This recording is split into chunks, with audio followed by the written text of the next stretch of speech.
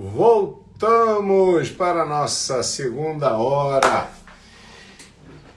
de live, falando sobre perfis comportamentais, neuromarketing, neurociência, atualidades.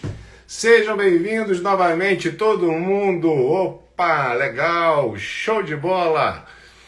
Agora só falta o nosso amigo Alexandre Caparelli entrar novamente para que possamos dar continuidade a este papo agradável, a sinergia, né, Dani? A Dani falou, pô, Jair, sinergia tá massa, tá legal.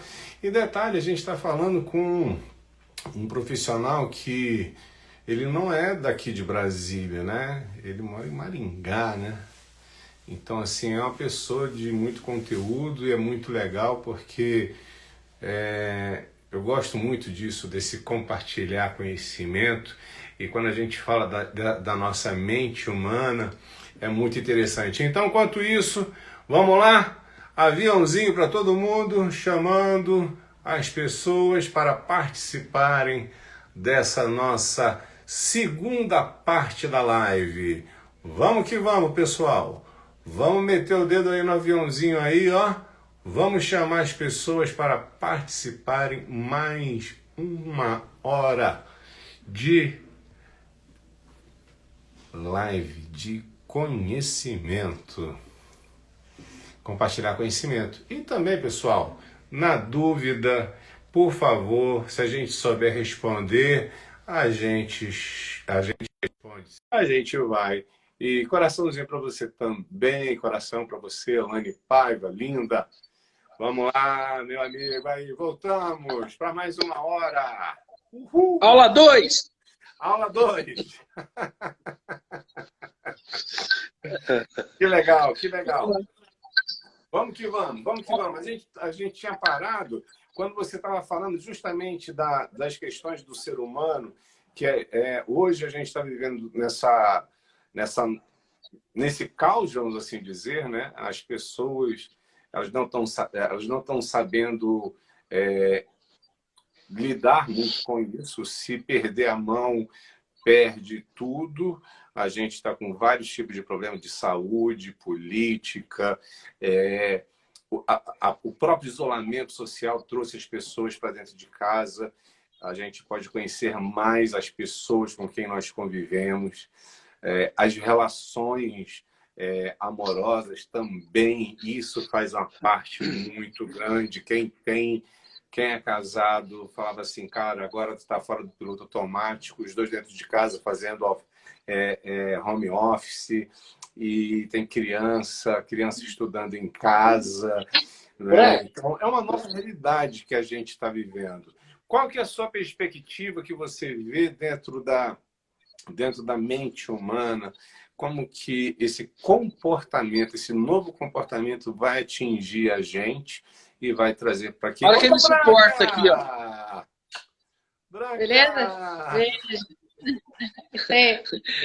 Ela é meu ponto de equilíbrio. Parceira. É a parceira. Ó, se ela não aparecer, você vai ficar chateado. Mas é parceira, né? Isso é muito bom. Meu ponto de equilíbrio. Isso é muito bom. Então, como é que você vê isso, Alexandre? Como que você vê essa parte aí nossa, desse momento atual? Claro, sem envolver política, sem entrar em... mas o cerne do ser humano, como que você está vendo isso? Como que vai ser essa nova realidade? Nós tivemos uma transformação na sociedade em vários quesitos aí, se a gente for analisar. Eu, por exemplo, estou há mais de 60 dias em casa. Eu não saio, a não ser para ir no supermercado e uma vez que eu precisei ir na farmácia. E eu tive duas outras situações que eu acabei saindo. Uma foi para doar sangue, porque eu sou doador e cada 3 meses eu vou lá e dou sangue. O Hospital do Câncer me ligou pedindo para que eu fosse sangue O negativo. Precisava do sangue, eu fui. Com todo cuidado, é claro. Uma outra situação que fui levar a minha esposa no médico, ela precisava fazer um exame, ela vai fazer uma cirurgia. Então, fora isso, eu não saí de casa. Agora, eu tenho condições de estar em casa. Condição física, psicológica e econômica. Emocional. Né? Eu estou fazendo a minha home office, eu tenho gravado as minhas aulas, todos os dias eu gravo aula para a faculdade. A minha instituição, Faculdade SMG, me deu um apoio muito grande, a mim e a todos os professores, dizendo, olha, vocês não vão correr o risco, nem os nossos alunos, mas a gente precisa contar com vocês. Então vocês têm que fazer o home office em casa. Né? O home office é em casa, né? Sem redundância nenhuma. Mas nós estamos gravando as nossas aulas e a gente está fazendo o máximo possível, que inclusive é muito mais trabalhoso. Né? Então isso mudou muito. Eu tenho uma estrutura familiar que me permite eu conseguir conviver com tudo isso aí sem me afetar tragicamente. Uhum.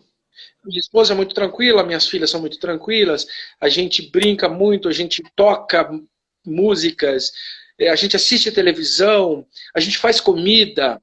Agora, nem todo mundo tem uma estrutura como essa, porque a gente é privilegiado, querendo ou não. Sim.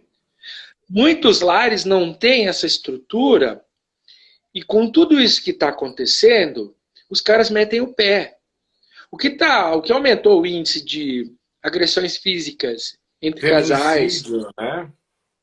feminicídios, é uma coisa absurda. Por quê? Porque essas pessoas não estavam preparadas para lidar com tudo isso aí. Nem os mais preparados, entre aspas, né, estão aguentando. Não. Imagina aquele que não tem estrutura nenhuma. É uma coisa muito terrível. Então, a gente como estudante, nem neurocientista, vai dizer assim, a gente como neuroestudante, a gente começa a tentar entender como funciona a cabeça dessa galera. Porque como consumo, a gente já entende um pouco. E como que essas pessoas vão lidar com toda essa situação, que é o grande problema, o grande problema social que estamos vivendo. Você está entendendo? Exatamente. Eu vou compartilhar uma coisa que aconteceu comigo, foi esse final de semana. Eu estou assim, nessa mesma pegada. Consultoria, está tudo parado. Né? Coach está parado também. A parte clínica da minha da parte hipnóloga minha também está parado. Então, assim, parou tudo. Parou? Os médicos pararam? Pararam. Então, assim, eu comecei a me debruçar sobre estudo. Estou estudando muito, lendo muito, vendo muita coisa no YouTube, muita coisa interessante. Gente, se você está com preguiça, se você tem preguiça de ler, cara, vai para o YouTube. Tem conteúdo de muita qualidade lá, tem muita aula bacana, tem muita gente fera lá. E aí eu entrei numa, pessoal, que assim, quando foi domingo à noite eu travei. Eu travei pelo fato de... chegou o momento, né, cara, você fazendo live, você estudando, você buscando muito conhecimento, a cabeça travou. E aí o corpo teve que responder. Aí eu fiquei com o corpo extremamente rígido, com dor no corpo, moleza, um sono que eu dormi acho que no mínimo 12 a 18 horas, me sentindo muito mal. Eu falei assim, pronto, estou com Covid. Né? Então, foi a única coisa que eu pensei. Eu falei assim, cara, eu estou muito mal. Então, assim, agora que eu estou me recuperando. Então, assim, isso porque a gente tem conhecimento, isso porque a gente sabe. Agora, aqueles que não sabem, né? Como é que é isso, né? Então, assim, hoje eu estou totalmente recuperado, estou tranquilo, estudei hoje para a gente fazer essa nossa live, ontem também, mas, assim, as pessoas, elas piram, né? Por mais que seja um pouquinho, e a gente está falando de, vai voltar tudo ao normal. Meu amigo, não vai voltar tudo ao normal, vai ser uma outra realidade, vai ser uma outra forma de agir, uma outra forma de trabalhar, uma outra forma de se comunicar, uma forma de se relacionar, né? Intra e inter. Né? Então, isso é muito sério para as pessoas, e as pessoas elas têm que saber lidar com isso, porque não é divulgado também o número de suicídios, né? A gente não sabe o número exato de gente que foram mortas pela Covid, né? Então, assim, e a gente vê a Europa agora se recuperando, abrindo, e a gente aqui, para você ter uma ideia, lockdown em Calcaia, né? Cidade metropolitana do Ceará, lockdown, todo mundo na rua, na feira, sabe? Então, isso afeta muito. Será quando que a gente vai sair disso? Mas para isso a gente tem que ter o quê? A gente tem que ter um lado emocional equilibrado, um lado da família, conforme você colocou, muito bem equilibrado, para que a gente possa saber lidar com isso, pegar um violão para desestressar, música, filme, cozinhar, ou seja, coisas lúdicas, né, com pessoas que nós amamos para poder facilitar, para amenizar, vamos assim dizer. O ser humano ele não se ajuda muito, viu, Jairo? O ser humano ele é uma espécie em evolução e está muito atrasado. É o pior sabotador, fica em né? casa 2 semanas, que é o tempo de vida do vírus. Certo? Sim. Ele vai, em 2 semanas, ele vai criar outro rumo. Sim. Cara, pouco que eu saio na rua, às vezes no supermercado, talvez, você vê grupinho de pessoas que não estão nem aí. Sem máscara. E a minha cidade aqui, ela tá em quarentena ainda, mas com toque de recolher. Eu escuto moto, carro a noite toda aqui, porque eu sou um zumbi à noite, né? Eu durmo muito pouco à noite. Mas a gente estava falando disso aí, né? De você ter uma estrutura, um alicerce para poder resistir isso, e a gente até está conseguindo, não sei até quando. E você me falou também sobre a sua estrutura que você teve no domingo um piripaco. Sim. Porque o teu corpo já respondeu. O nosso corpo, a nossa mente, o subconsciente dela diz o seguinte: está na hora de separar, ou coloca o pé no freio, ou tira o pé do acelerador. Em alguma situação disso, isso vai acontecer. Eu me lembro de um fato muito engraçado que aconteceu conosco lá em Buenos Aires. Eu não sei se eu posso contar isso. Eu não sei se eu posso contar isso, porque essas pessoas vão tirar sarro depois. Mas eu vou contar, tá? Não fica bravo comigo, não. Um certo dia, pessoal, o pessoal que está assistindo aí, esse moço aí, ele pulou de bungee jump e rompeu, quebrou a coluna. Ele rompeu uma vértebra. E aí ele fez uma cirurgia, não deu muito certo, e os gramados sentiam dor, que ele parecia um... Aí, para dormir, o médico deu umas boletinhas para ele, uns floral, uns negocinhos desse aí, né? Pô, você não vai conseguir dormir, você toma essa porra aí, dorme. Um certo dia nós chegamos muito cansados da universidade, das 8 da manhã, sei lá, 6, 7 horas, 8 da noite. Até 8 da noite, até as 8 da noite. Era uma vida louca, né? Até umas 8 da noite. E esse Jair falou: eu vou tomar uma boletinha para dormir, que eu tô com dor, não sei o quê. Eu falei: dá uma para eu dormir também. Por que eu fui fazer isso? Eu não conseguia acordar no outro dia. O meu corpo não respondia. A minha mente ficou paralisada. E eu fui para a aula e eu dormi o dia inteiro na aula.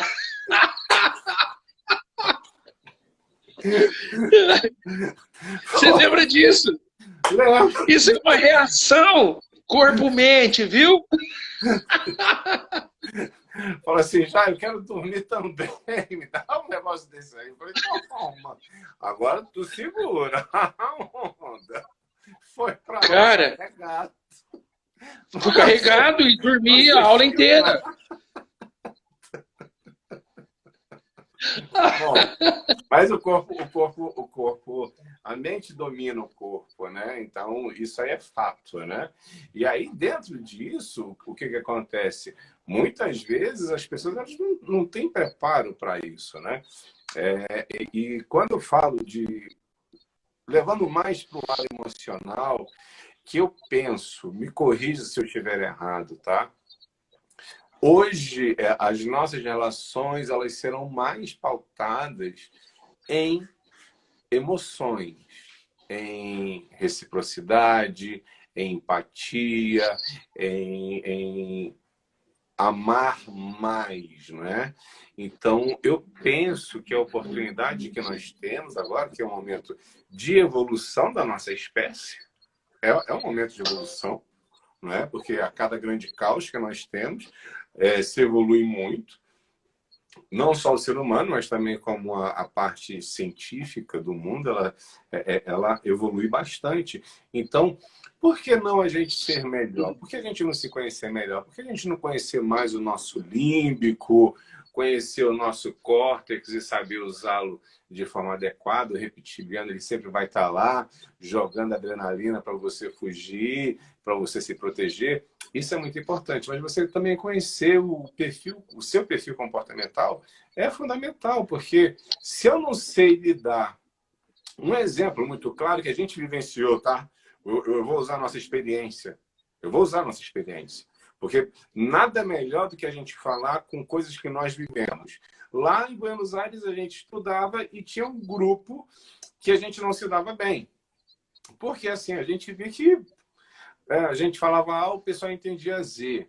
Então, a gente não se sentia confortável, né? Então, isso faz com que hoje a gente pare e pense, se eu sei o meu perfil comportamental, eu consigo criar uma linguagem, porque se eu identifico o seu perfil comportamental, eu sei que você é um cara que é influente, eu sei que você é um cara de risada, eu sei que você gosta de falar de várias coisas. Por que eu vou falar de números, de planilha com você? Você não vai querer papo comigo, porque você vai falar assim, pô, Jairo, mas isso aqui é chato. Vamos contar uma piada, né? Vamos rir, vamos conversar, vamos trocar ideia, vamos falar sobre ideias e não de pessoas, né? Então, existe esse canal de comunicação que é muito importante através do perfil comportamental. Porque hoje, quando você se conhece, você consegue perceber o perfil de todo mundo e você consegue acessar qualquer um. Naquela época, por exemplo, Alex, eu não sabia. Então, hoje a gente consegue, hoje eu consigo acessar as pessoas através disso. Então, são exemplos que nós vivenciamos e que, assim, a gente ficava muito chateado. No nosso grupo de estudo mesmo, a gente tinha discussões, e eu era o líder do grupo, mas sempre vendo todos os Mediador. lados e resolvia tudo, né? Por quê? Porque era uma necessidade nossa e passamos com louvor, né? Com as melhores notas. Então, assim, hoje as pessoas elas têm que dar maior atenção ao relacionamento, ao que elas falam, ao que as pessoas sentem, ser menos egoístas. Eu penso muito nisso, sabe?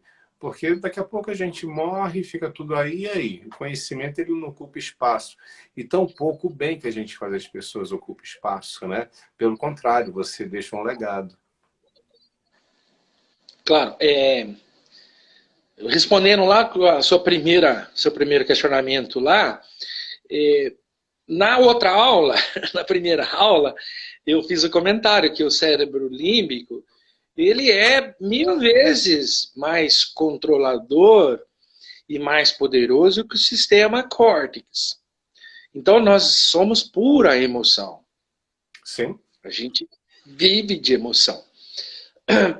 Para a gente que trabalha com marketing, saber e entender que o poder do cérebro límbico é muito superior ao córtex, a gente trabalha estratégias para colocar o dedinho no sentimental do cidadão ali. A emoção compra. Pela razão. Nós não evoluímos ao ponto de ter o maior controle no córtex. Uhum. A gente tem grandes controles no córtex, sim. Por quê? Porque a gente tem lexia. A gente entende as coisas, a gente interpreta, às vezes interpreta até mal, né? Mal feito. Uhum. E ele funciona a toda potência também. Mas nós somos movidos às emoções ainda. Nós não evoluímos a ponto de ter o controle do córtex acima do poder do límbico.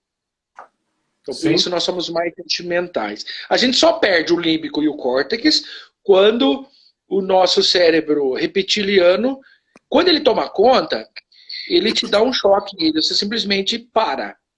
Você não tem sentimentos, você não tem raciocínios. Você tem o quê? Sobreviver. Exato. E aí são as coisas que acontecem que você fala assim, meu Deus, onde eu estava com a cabeça? O que que eu fiz? É porque o seu cérebro reptiliano, ele simplesmente deu um tilt nos outros dois cérebros e ele te comandou durante aquele período. Aquele período de fuga, aquele período de reprodução, ou qualquer um deles aí. Tá certo? Então, nós ainda precisamos evoluir para que o córtex seja... Eu não quero fazer uma comparação, assim, dizer que um é maior, mais forte, melhor que o outro, não, tá? Porque mas eu estou dizendo que na hora que o bicho pega... Eles se completam, né? Ele se completa, é claro. Mas na hora que o bicho pega, a gente vai pelas emoções. A gente vai pelas emoções. A gente gasta dinheiro, a gente consome coisas, a gente desagrada as pessoas por sentimentos. Sim. Porque se você para raciocinar, algumas pessoas são mais treinadas. Aí eu volto lá atrás. As pessoas que são mais treinadas, então elas têm um autocontrole melhor. Isso é conhecimento do quê? Neurolinguística. E aí o Daniel Goleman, ele desenvolveu 5 ferramentas da inteligência emocional. E ele diz nas obras dele que nós precisamos treinar tudo aquilo. E aí se fala de autocontrole, autoconhecimento e automotivação. Se é auto, tem que partir de mim. Ninguém me motiva se eu não quiser. Se eu não querer ser motivado, não vai ter jeito. Exato. E depois as outras 2 ferramentas, que é a empatia e a sociabilidade, apenas para completar. Mas onde está o forte de tudo isso aí? Autoconhecimento e autocontrole. Exatamente. Uma coisa que eu falo muito nas minhas palestras, o pessoal, já você faz palestra motivacional? Eu falei assim, não, eu não faço palestra motivacional. Eu faço palestra de sensibilização. É diferente, porque a motivação está dentro da pessoa. Eu não vou sair de lá, deixar todo mundo motivado durante 45 minutos e aí depois todo mundo volta ao que era antes. Né? E depois? Então, é a sensibilização. Palestra motivacional? Não, a motivação está dentro de você. Né? Eu dou assistência a uma instituição de ensino no Mato Grosso e sempre que eu vou para lá eu tenho que dar uma palestra, aí eu dou pós-graduação e eles me pedem para que dá um treinamento lá para o pessoal. Né? E eu sempre falei lá para o diretor, dizendo assim, olha, o trabalho motivacional, ele não é uma palestra que vai mudar a vida de ninguém. Se você não tiver uma sequência de tudo isso aí, uma mobilização cultural, você não vai mudar o comportamento das pessoas. Se ele mesmo não quiser, e se não houver uma repetição, fazer com que aquilo siga e se prolifere, não vai adiantar nada. Muitos clientes da consultoria me dizem assim, professor, vem aqui para você falar um pouco, para motivar os meus funcionários. Aí eu pergunto para ele, tá, mas o que você faz para motivá-los? Você paga um salário decente? Você dá condições de trabalho? Como que é a higiene disso tudo aí? Como que é a carga de trabalho? Que tipo de treinamento você dá para eles? Então não adianta eu ir lá e falar nada para eles. Sim. Não. E o pessoal acha que está arrebentando a boca do balão, não é? E não é bem assim, cara. Não é. Agora, Alexandre, deixa eu te perguntar uma coisa. Quando a gente fala como estudantes de neuro, e é uma área que me fascina muito, uma coisa muito que eu percebo muito nas pessoas é justamente isso, né? Eu quero tudo aquilo que me agrada. O que me faz mal, o que me dá desconforto, eu não quero fazer. Por que que as pessoas ainda elas se aplicam a essa informação tipo, cara, é doloroso, eu acompanho você, o quanto que você corre, o quanto você se dedicou desde quando você iniciou e como você mantém isso. Eu percebo isso muito forte, ou seja, você venceu uma barreira. Eu sei que no início não foi fácil, né? A Branca já corria, já fazia treinamento, ela perturbava você para você ir, você foi e se transformou. No início foi muito difícil, né? No início foi. Por que as pessoas ainda continuam não querendo? O nosso cérebro é um cérebro preguiçoso, vamos assim dizer? Ele é mal condicionado. É mal condicionado pela gente. Por nós. A colega ali disse dos bloqueios mentais, né? E a gente realmente tem. O maior bloqueio é a zona de conforto. Sem dúvida nenhuma. Isso é o maior bloqueio. E o outro bloqueio é trauma. A minha esposa tem um trauma de volante depois de um acidente que não dirige mais. E eu falei, ó, tem que procurar uma ajuda profissional, um psicólogo para isso, né? Mas a gente pode. Eu vejo que eu, você e muitos outros profissionais, quando a gente iniciou, a gente era nada, a gente não sabia nada, não sabia para onde ir, não sabia o que fazer. E aquilo com o tempo, né, a experiência foi nos ajudando e foi tomando forma, mas a gente saiu da zona de conforto. Quando eu comecei a correr, eu fazia outras atividades, jogava futebol, fazia academia e tal. Mas eu nunca fui muito fã das corridas. Eu achava muito dolorido, sabe? Porra, é muita coisa. E a minha esposa falou, não, mas vamos, temos um grupo de corrida aqui, você tem que estar junto, vamos. E eu acabei indo. Olha para você ver como que o nosso cérebro funciona. Como que é o condicionamento cerebral. A primeira semana, eu queria parar, eu queria desistir. Falei, não vou mais. Não dá, pra mim não dá. Dói. Eu tô com preguiça, me dá fome, não vou. A segunda semana, eu comecei a ter consciência. Você passa pelo sofrimento, depois do sofrimento, vem uma outra fase, que é a fase da aceitação. Depois da fase da aceitação, você precisa ter motivação. E você olhando para isso aí, você diz assim, nossa, mas o meu corpo está melhorando mesmo. Eu estou dormindo melhor. Estou comendo melhor. Essas atividades estão me ajudando. E aí você passado um mês, 2 meses, que você está naquela atividade, o teu corpo se acostuma com as inas, as endorfinas, todas aquelas lágrimas. Você tá branco para me ajudar aqui agora, né? E a gente fica viciado nesse negócio aí, cara.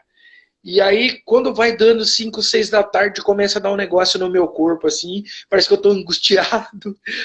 Como eu não tô saindo pra rua pra correr, aí eu vou fazer ginástica funcional dentro de casa. Vou correr no quintal, vou fazer cone e esse tipo de coisa, porque o meu corpo pede. Mas isso foi o quê? Acondicionamento. Veja bem, eu fui tabagista por muitos anos. Fumei muito tempo. Você se lembra disso? Quando a gente estava, não fumava muito naquele quarto lá, né? E eu parei de fumar faz 3 anos. Legal. Faz 3 anos que eu não... Cara, o primeiro mês eu queria morder a mesa. Eu fiquei super irritado. Eu maltratei gente por causa disso. Até que chegou uma hora que eu estava assistindo uma palestra, que eu acompanho um canal da FEB, da Federação Espírita Brasileira, e o médium estava dizendo a respeito disso aí. Ele falou assim, cara, deixa de ser covarde. Você precisa entrar numa consciência de que isso é necessário para você, para a sua saúde, para a sua evolução e contra seus karmas. Quem não pode fumar, não aguenta fumar. Deixa de ser covarde, cara. Você pode sim, mas você vai ter que sofrer, porque você entrou, agora tem que sair. A partir daí, Jair Andrade, eu botei consciência. Falei, cara, esse cara tem razão. Eu tenho que controlar o vício, não é o vício que tem que me controlar. Exatamente. E o cara, a melhor coisa que eu fiz na minha vida, bicho. Olha, meu corpo melhorou, meu sono, meu apetite, o cheiro, o sabor. E principalmente minha mulher não reclamar mais do cheiro. Amor. Melhor coisa. Yes, Branca. Parabéns, parabéns. Legal, cara. Tá vendo como tudo é um condicionamento e autoconsciência, né? Melhor dizendo, primeiro é autoconsciência, né? Você se conscientizar disso e realmente você tem que passar por esses processos, que esses processos eles são doloridos, eles são deprimentes, é mal, a gente trata as pessoas de uma forma que a gente não quer, mas isso faz com que a gente melhore. Agora, dentro disso, dentro dessas nossas expectativas e vivências de sofrimento, de dor, de superação, que o ser humano é isso, né? Nós somos picos e vales, né? Picos e vales. Nós estamos lá em cima, daqui a pouco a gente desce. Porque se não for assim, a gente não é um ser humano, né? Então, a gente sempre tem isso. Diga aí. A Branca estava concordando comigo ali, porque ela foi a minha maior incentivadora. Exato. Ela foi minha maior incentivadora, assim, falou, cara, para com isso, meu. Para quê, não é? Para quê? Isso realmente faz a diferença. Então, hoje eu fico vendo que o ser humano ele vive nisso, né? A gente vive numa montanha russa. E por mais que a gente queira, a gente não consegue controlar o externo, né? O grande mal das pessoas, o Alex, é querer controlar o externo. E você não controla o externo, você controla o interno, você controla o que está dentro de você. E aí hoje a gente vê tanta gente sofrendo, tanta gente não aceitando, sofrendo, depressiva, mal amada, amargurada, azeda, ranzinza, porque ela não consegue controlar o externo. E quando eu controlo o meu interno e deixo que o externo haja por si só, é uma mudança brutal na nossa cabeça de autoconhecimento. Você teve uma possibilidade de você ver uma palestra que te trouxe uma consciência grande e que você falou assim, caramba, eu não dependo disso para poder sobreviver.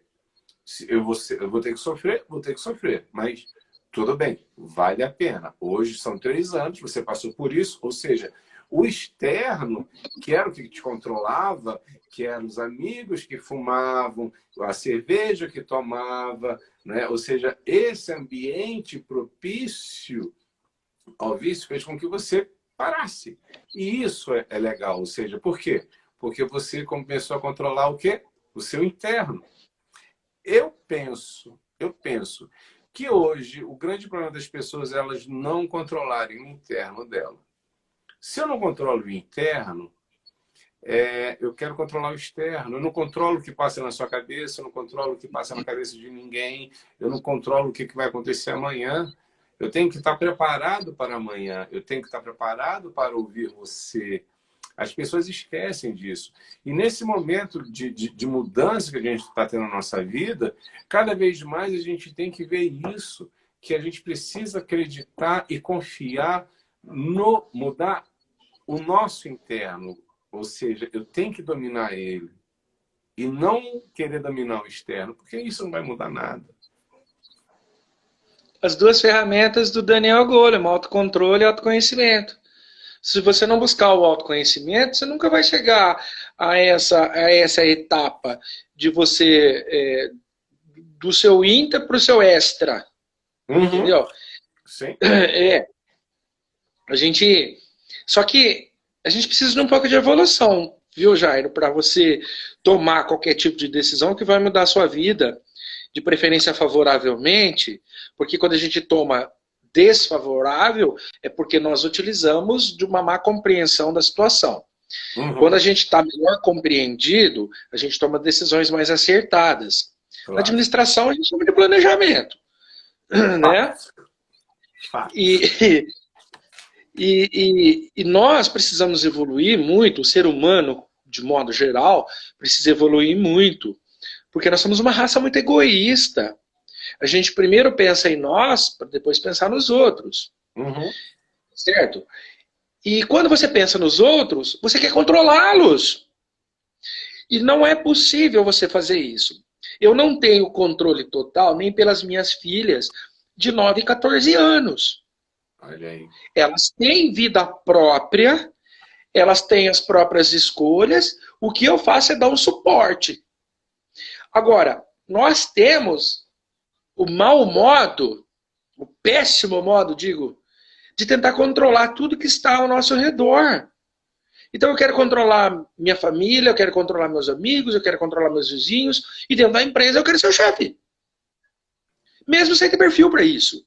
E muitas vezes, e a maior parte das vezes, sem ter conhecimento para isso. Sim. Só que quando a gente é jovem, metendo os pés pelas mãos, faltando experiência, começando a vida, você não consegue fazer isso porque você não passou, por essa experiência para entender como funciona. Você está entendendo? Uhum. Então, a maior culpa disso tudo são nossa. A culpa é nossa mesma. Sim. Porque a gente precisa entender todo o contexto e não o único parágrafo. É porque a gente quer sintetizar, né? A gente tem a mania de sintetizar. A gente pega o primeiro parágrafo e quer falar assim, não, é isso aqui. E, na verdade, não é isso. Né? Quando eu tenho estudado e trabalhado muito com coach, eu vejo muitas pessoas assim que estão prestes a se aposentar e que elas ficam reclamando agora, reclamam do trabalho, reclamam que são infelizes, foram infelizes durante 30 anos da vida dela e que agora vão ter um novo começo. E muitas vezes elas não sabem. Mas só que as escolhas foram delas, né? Ninguém escolheu. Claro. Né? Claro. Então, assim, é porque eu precisava disso, eu queria aquilo. Ok, você conseguiu? Consegui. Então, se dê por satisfeita. Você venceu. Né? Olha o lado bom. As pessoas elas não têm o costume de ficar olhar o lado bom das coisas. Quer dizer, poxa, eu consegui construir minha casa com o meu trabalho, consegui educar os meus filhos numa boa escola, eu consegui viajar. Não. O ser humano, por si só, ele não é satisfeito. Ele sempre tem a necessidade de reclamar, de não estar satisfeito com o que tem. E isso agora, essa prova que a gente está passando, o Covid que a gente está passando agora, nada mais é do que mostrar que a gente consegue viver com pouco. Que a gente consegue não precisar de tanta coisa para ser feliz. E as pessoas, assim, querem, sei lá, quando acabar isso, bombar, encher a cara, fazer o que quer da vida. Mas a gente está vendo que a gente precisa de pouco para ser feliz. A gente não precisa consumir tanto como a gente consumia antes, porque é tudo num piloto automático. E que veio essa reflexão para a gente agora, para a gente chegar e falar assim, ei, vamos lá, vamos devagar.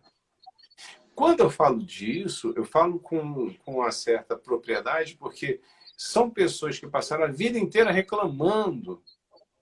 Imagina você passar 30 anos do seu trabalho reclamando do seu marido, da sua chefe, do seu chefe, do trabalho que está ruim. Agora ninguém consegue ver a coisa boa. Né? Então, aí trazendo para a primeira aula, boa noite, Gabriel, seja bem-vindo, meu querido. Quando a gente traz para a primeira aula, o pessoal só vive no córtex. E no reptiliano, cadê o límbico? Poxa, eu fiz coisas boas, eu consegui realizar coisas que sem esse trabalho eu não conseguiria. Então, é muito mais fácil, é muito mais cômodo, na nossa zona de conforto, a gente ficar reclamando do que ficar vendo as coisas boas, né? Isso é fato. Isso é fato. Isso é fato. Quando eu escolhi a minha... só para falar uma coisa ali desses 2 meses em casa aqui, realmente o consumo, cara, caiu muito o meu consumo, principalmente combustível, né? E agora aumentou o mercado. Eu tô comendo demais. Tem que me reeducar. Vai comer, né? Tem que me reeducar. Mas olha só. As pessoas possuem maus hábitos. Maus hábitos. E um dos piores hábitos que tem é a crítica. As pessoas criticam, são muito críticas, elas põem defeito em tudo, elas criticam todos. E agora você imagina você conviver 2 meses dessa pandemia dentro de casa com uma pessoa crítica demais. Eu sou muito crítico, mas assim, eu me policio, porque eu sou muito organizadinho naquelas coisas ali. Então, às vezes, a minha filha fala, pai, deixa de ser chato. E aí eu volto e caio na real e falo, você tem razão, eu tô sendo chato. Tô sendo chato. É, e volta aquela história do nosso egoísmo lá, a gente que é controlador, quer controlar tudo, né? E não é assim que funciona. Quando a gente vai tendo um pouco mais de experiência, a gente vai aprendendo a lidar com isso aí, controlar melhor tudo isso aí, né? E deixar de desagradar as pessoas. Quando eu escolhi ser professor, eu escolhi quando eu ainda era muito jovem, quando eu estava no colégio e eu olhava para aqueles professores e eu dizia, nossa, eu quero ser igual a esse cara aí, eu quero ser igual a essa professora. E aquilo foi na minha cabeça. E eu nunca me esqueço, eu fui estudar numa cidade que fica a 160 quilômetros daqui de Maringá, na Universidade Paranaense. E eu nunca esqueço o dia que eu saí de casa, minha mãe me levou até a rodoviária para pegar o ônibus, e eu disse assim, hoje eu estou saindo de casa para ser um professor. Não era para ser um administrador, que foi o curso que eu fiz. Uhum. Não importava tanto a área, mas eu sabia que eu tinha uma coisa com isso. Então, eu tenho 19 anos de sala de aula, Jairo. 19 anos. E eu vou dizer para você que eu não seria feliz em outra profissão. Agora, eu escolhi isso por paixão. Então, eu nunca cheguei reclamando, aquela porcaria. A gente reclama às vezes de algum aluno que faz algum desaforo pra gente, algum diretor que faz um desaforo pra gente e tal, mas não é uma reclamação assídua, ela é pontual. É uma reclamação que você faz, inclusive, com a tua esposa. Eu não saio na rua falando. Olha o Santana, olha o Santana. Carlos Santana tá aí? Carlos Santana Carlos Santana. Grande abraço para Aracaju, Carlos Santana. Fala para a nossa audiência quem é o Carlos Santana, por favor. Carlos Santana é o nosso parceiro de grupo de estudos lá de Buenos Aires, do mestrado em marketing estratégico, que nós fizemos lá na Argentina. Grande abraço, seja bem-vindo, Carlão. Então, Jairo, a gente acaba extrapolando com essas ideias aí. Né? Uhum. Então, eu faz 20, eu quero, se Deus quiser me der muita saúde, eu quero lecionar até ficar velho, até que ficar ancião, até ficar idoso. Sim. É porque você faz o que você ama, né? Se você faz o que você ama, com certeza você não sente desprazer, você não sente má vontade, você levanta, pô, vou lá preparar um material, e você sabe que não é a sala de aula que dá trabalho, é antes da sala de aula, né? Antes. E depois? O trabalho está lá, é em casa, é preparando a aula, é pesquisando, é tudo mais. Chegar na sala de aula é mais fácil, né? A gente sabe disso. Então, não é essa coisa toda. Agora, você imagina, eu tive vários amigos assim, aqueles amigos que tiveram condição de estudar, e a mamãe dizia, vai estudar, meu filho. E o cara fala, quer estudar? Não gosta aí, não. Não estudou. Hoje ele tem um subemprego, ou às vezes nem tem um emprego, e ele vai chegar em casa muito puto mesmo, reclamando do emprego dele, que a vida dele não deu certo, porque ele errou lá atrás. Sim. Ele errou lá atrás.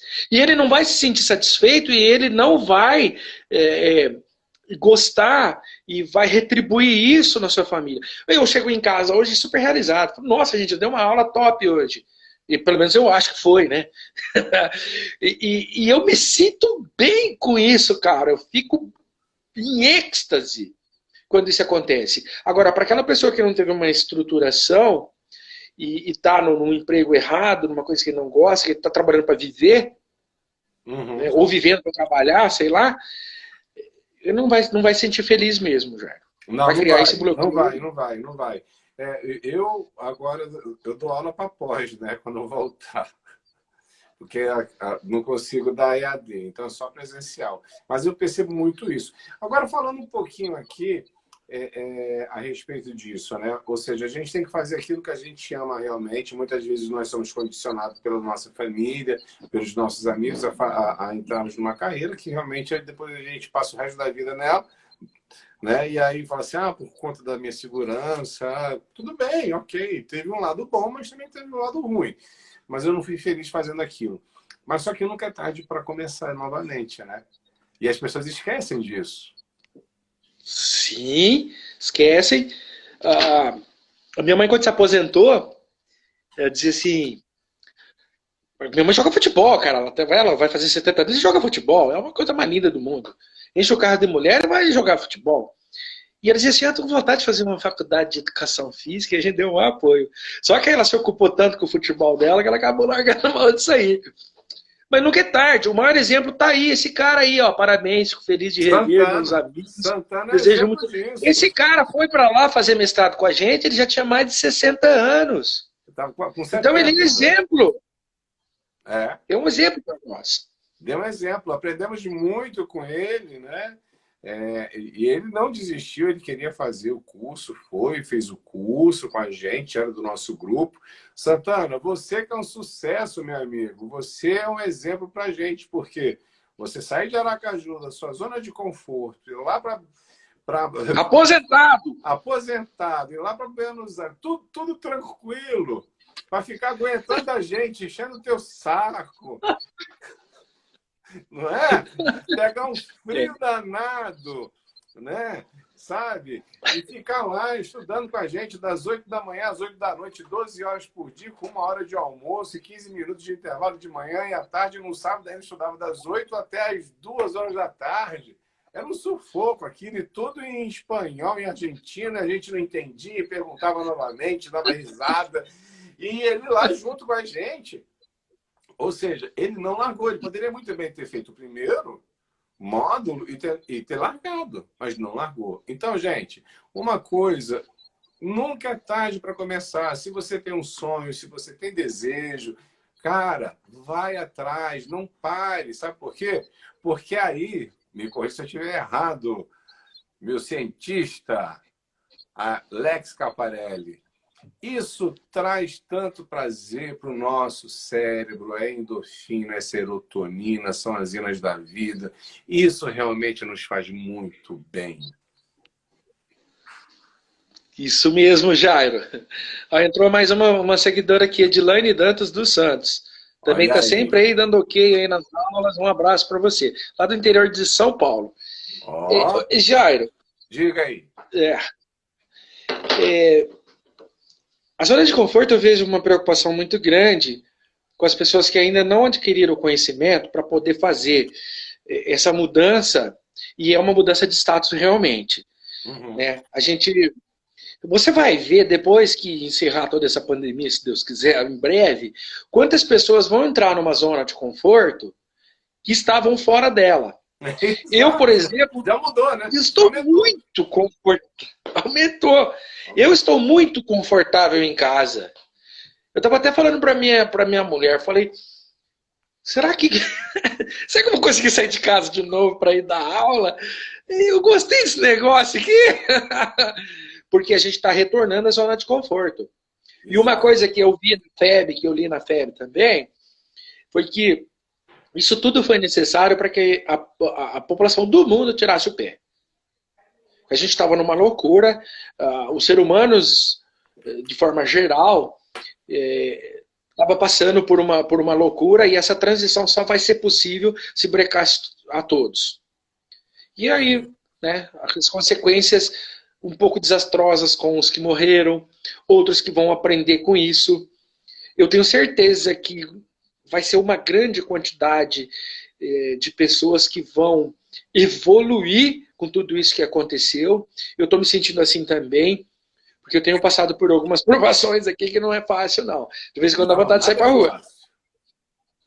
De vez em quando dá vontade de sair para a rua, mas eu não vou fazer isso, porque eu prometi a minha família, que isso vai passar e a gente vai passar juntos. Claro, tá certo? Claro. Mas essa zona de conforto vai ser uma outra barreira que nós mesmos criamos. Exatamente. Tá bom?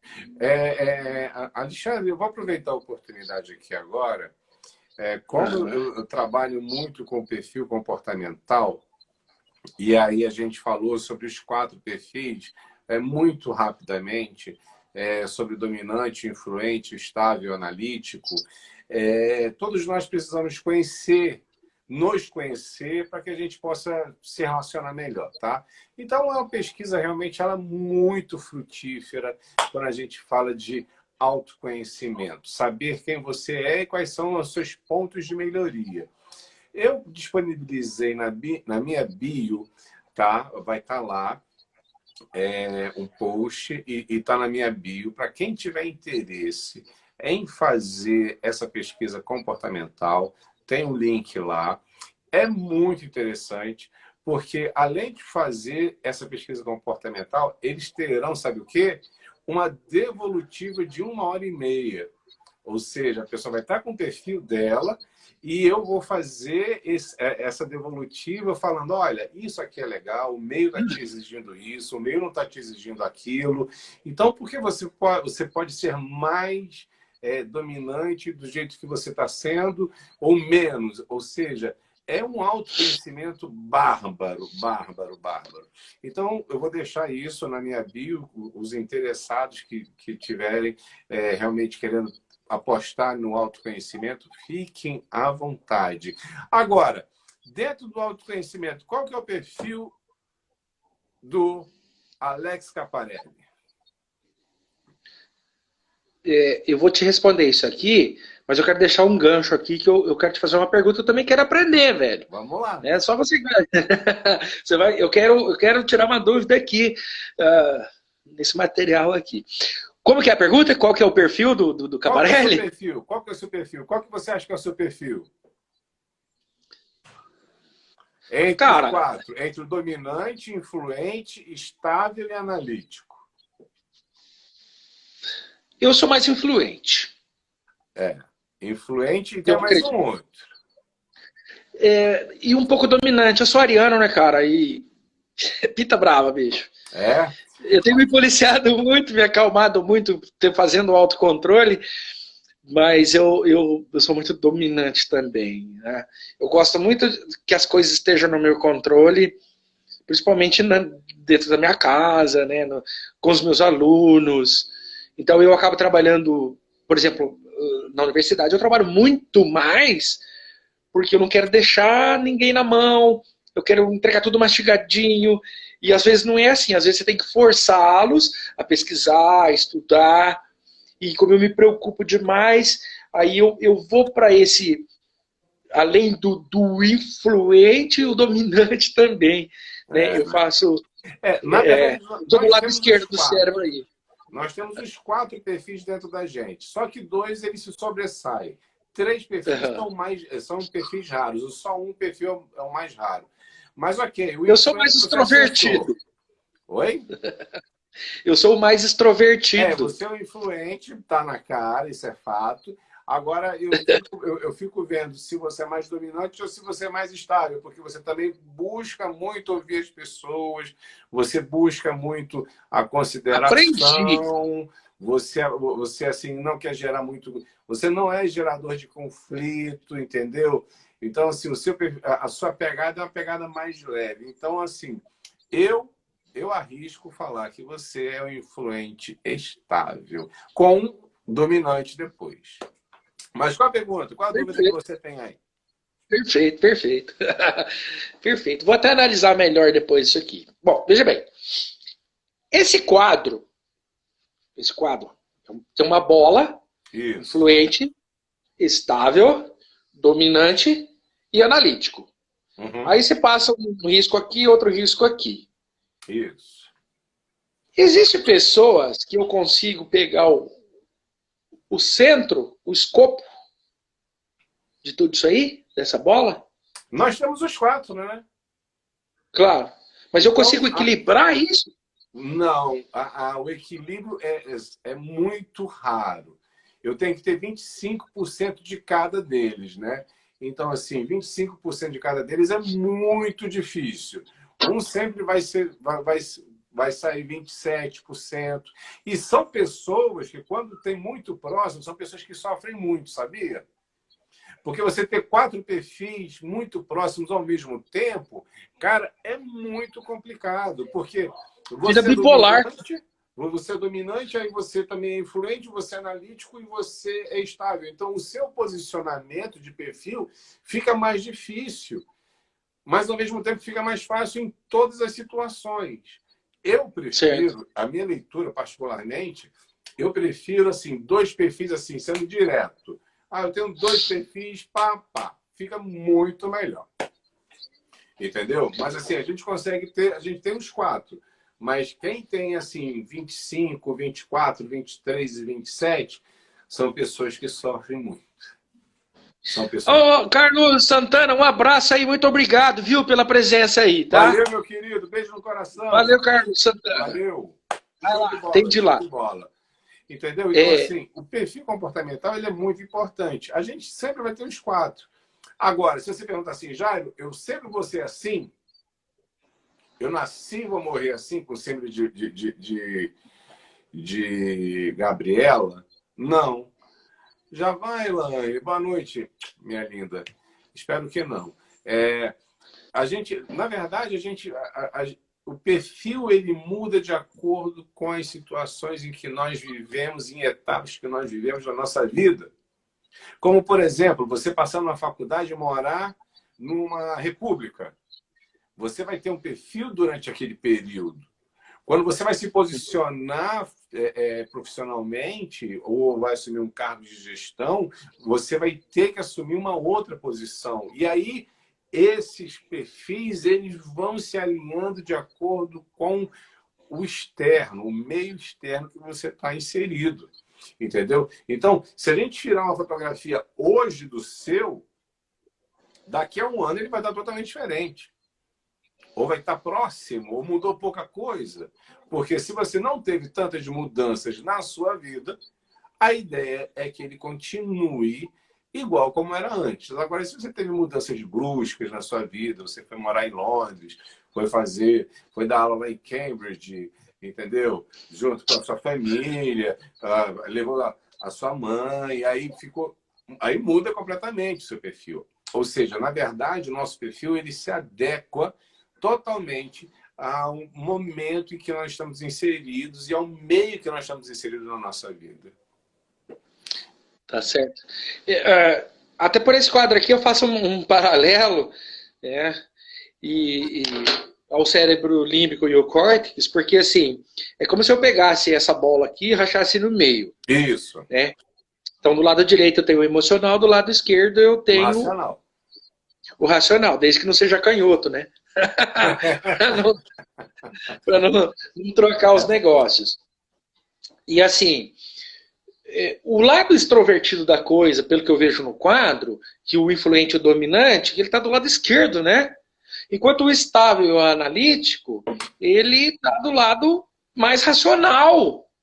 É o lado mais... O analista está do lado direito, né? É o cérebro, o córtex. Isso. Enquanto o outro é emocional.